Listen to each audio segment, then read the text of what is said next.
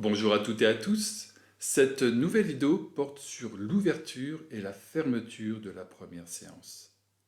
Le premier entretien est toujours un peu particulier en ce sens que c'est déjà la mise en relation de deux personnes qui ne se connaissent pas, le client et le thérapeute, ou de trois quand il s'agit de la thérapie de couple, ou de quatre quand il s'agit de la cothérapie de couple.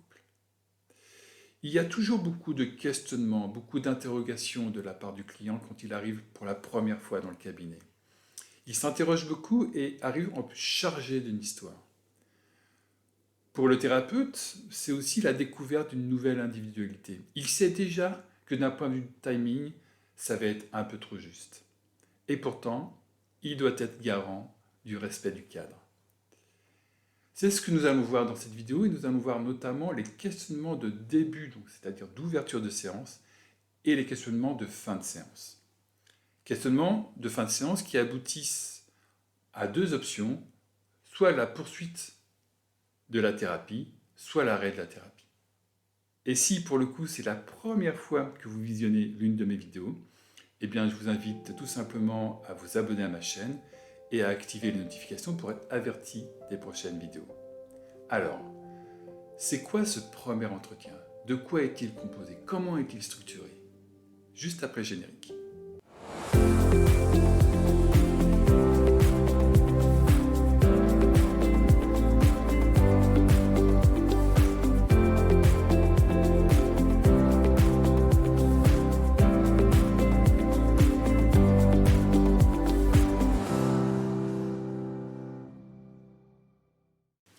Commençons déjà par évoquer le contexte dans lequel a lieu le premier entretien et faisons un peu de théorie. Lorsque le client arrive à ce premier entretien, il existe toujours une étape préalable, plus ou moins courte, de transition entre le monde extérieur et le monde du cabinet. Ensemble, le client et le thérapeute passent de l'instant d'avant, le non-contact, à l'instant d'après, le plein contact. En Gestalt, nous pourrions nommer cette étape particulière celle du pré-contact, en référence au cycle de contact de Joseph Zinker. L'étape du pré-contact est un moment important où le thérapeute doit être particulièrement attentif aux signes verbaux et non verbaux du client, à son langage corporel et à son énergie. Car le client vient pour parler de ses problèmes à une personne qu'il ne connaît pas. C'est une épreuve pour lui qui s'ajoute aux épreuves de la vie qui l'ont poussé à consulter. En général, il projette beaucoup de choses sur ce premier entretien, s'interroge sur la manière dont il va se passer, comment il va se dérouler, sur ce qu'il va dire, sur ce qu'il ne va pas dire. Il y pense des heures parfois durant, même parfois pendant des jours entiers. Cette séance peut donc le stresser et amplifier son état émotionnel. Pour le thérapeute, il s'agit de rencontrer une nouvelle personne, de découvrir une nouvelle individualité. Il sait déjà que cette séance sera trop courte pour le client et qu'il devra malgré ça être porteur du cadre et du respect du temps. Aligné, curieux, bienveillant, il accueille ce nouveau client avec un objectif bien particulier, comprendre sa demande et évaluer s'il est en mesure ou pas de l'accompagner. Ces deux interrogations sont essentielles. Par principe, on ne prend pas en thérapie des personnes que l'on ne peut pas accompagner. Il est donc essentiel d'avoir une vision claire de l'apport que vous pouvez offrir à votre client et de vos propres limites. Continuons et intéressons-nous à la question d'ouverture de l'entretien. Voici 4 exemples que j'utilise beaucoup, notamment les deux premiers. Alors, bien entendu, ce n'est pas exhaustif, mais c'est simplement pour vous aider à prendre quelques repères. Donc les deux premières questions que je pose en général, c'est soit « alors dites-moi qu'est-ce qui vous amène vers moi » ou « alors dites-moi qu'est-ce qui fait que vous venez me voir aujourd'hui ?» Vous voyez, ces deux premières questions sont différentes d'une question comme « qu'est-ce qui vous a amené à prendre ce rendez-vous » Elles amènent à la création de l'alliance thérapeutique. Le thérapeute envoie le message qu'il existe en tant que personne et non en tant que fonction simplement. La troisième question, avant de commencer ce premier entretien, souhaitez-vous partager quelque chose? Peut être posée quand vous sentez qu'il y a une émotion ou une énergie particulière. Pas nécessairement de la tristesse ou de la détresse, mais par exemple une forme d'excitation, d'impatience ou de nervosité. Je vais vous raconter comme ça une petite anecdote d'une dame qui avait 52 ans, que je vais prénommer pour l'occasion Maryse. et qui était venue comme ça un peu dans une forme d'hésitation. Je voyais qu'elle n'était pas tout à fait présente à ce premier entretien. Elle regardait un peu partout, elle était un peu dans l'hésitation.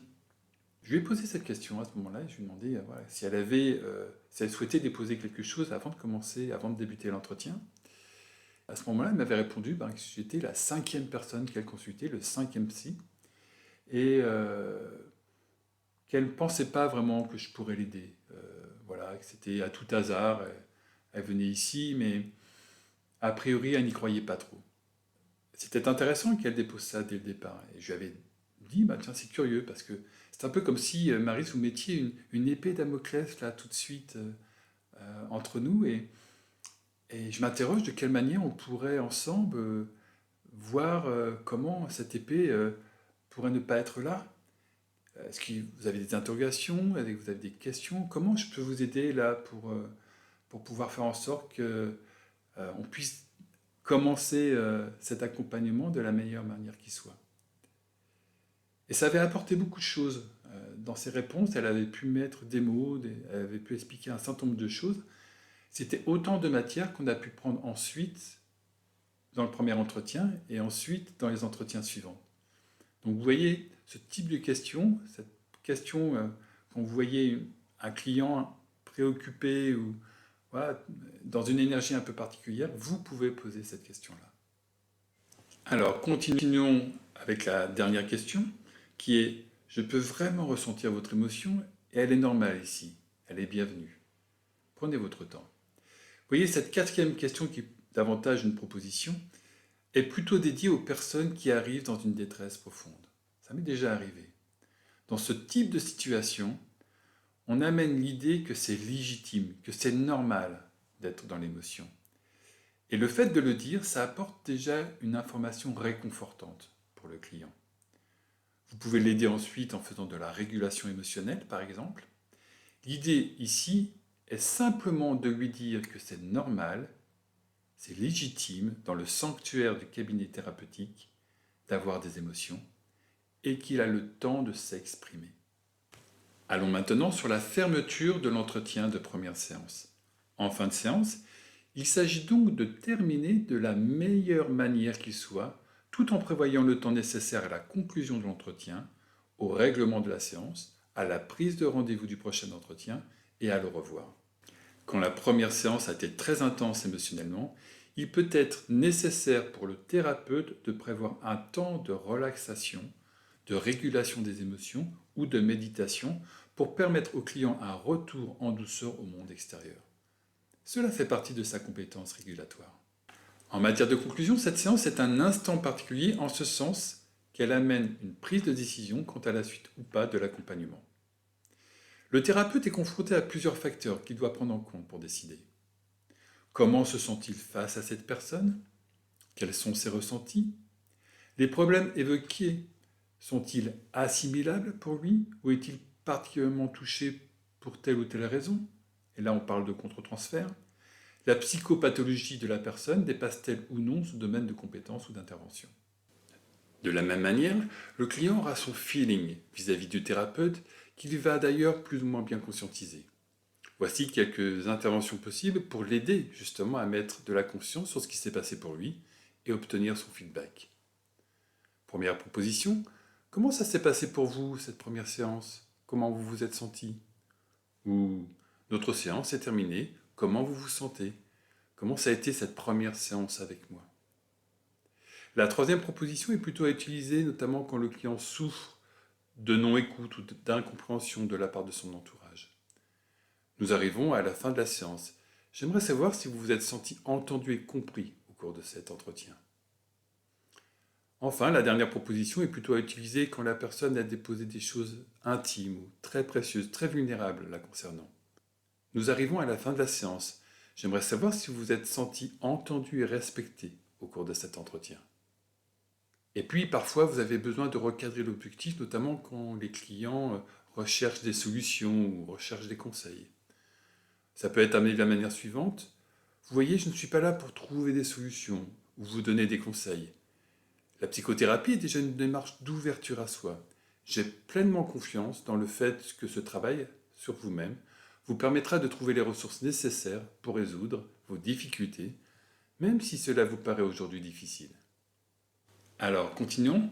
À la fin de la première séance, si le thérapeute décide d'accompagner son nouveau client, il le dit clairement et peut être aussi porteur d'espoir. Voici un exemple, bien sûr, que vous pouvez adapter. Je pense que je suis la bonne personne pour vous accompagner. Je comprends bien votre problème et je serais ravi de poursuivre cette thérapie avec vous. En même temps, je sais que ce n'est pas facile pour vous aujourd'hui et je pense vraiment pouvoir vous aider. Si au contraire le thérapeute décide de ne pas accompagner cette personne pour diverses raisons, et ça peut être par exemple pour des raisons de psychopathologie, il exprime clairement, et si c'est opportun, il peut l'orienter vers un confrère. Donc je vous ai donné là un exemple. J'ai écouté avec beaucoup d'intérêt ce que vous m'avez dit et je vous remercie vraiment d'avoir été authentique et transparent, par exemple, pour me permettre de bien comprendre votre situation. Je ne suis pas la meilleure personne pour vous accompagner aujourd'hui. Puis vous pouvez ici développer quelques raisons. Si vous en êtes d'accord, je peux vous orienter, vous adresser à, puis là vous pouvez donner le nom d'un confrère, par exemple d'un psychiatre. Pour terminer, faisons un peu de théorie. De la même manière que l'ouverture des séances, la transition pour le client entre la fin de séance et la vie quotidienne est également une étape importante à prendre en compte. Le client et le thérapeute passent de l'instant d'avant, le plein contact, à l'instant d'après, le non-contact. En termes gestaltistes, nous pourrions nommer cette étape particulière comme celle du désengagement. Voilà, cette vidéo sur l'ouverture et la fermeture de la première séance thérapeutique est terminée. J'espère que vous avez trouvé des informations utiles pour votre pratique. La prochaine vidéo portera sur la demande. Comment questionner la demande du client? Il y a donc tout un jeu là aussi de questions à poser qui sont notamment utiles dans le cadre du premier entretien. En attendant cette vidéo, prenez soin de vous et je vous souhaite une bonne pratique. Au revoir.